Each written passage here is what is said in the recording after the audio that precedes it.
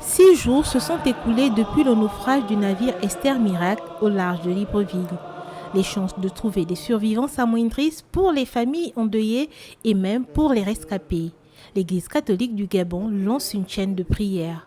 La prière pour les défunts que nous faisons aujourd'hui, pour nos frères naufragés, remonte à une tradition très ancienne de l'Église. Certaines inscriptions sur les catacombes romaines en font foi.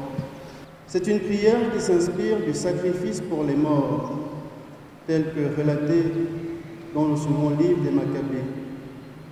C'est l'expression de la foi juive dont nous sommes en quelque sorte héritiers. Compassion, solidarité et recueillement sont les mots qui priment en ce temps de prière pour les victimes du naufrage du 9 mars 2023. Pour l'ensemble, c'est une prière d'intercession fraternelle pour que le Seigneur pardonne aux défunts leurs péchés et les fasse accéder à son royaume.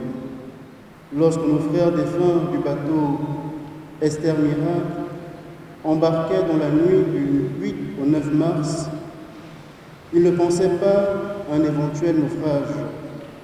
Surpris par la mort, ils n'ont pas eu le temps de dire au revoir pour un voyage sans retour.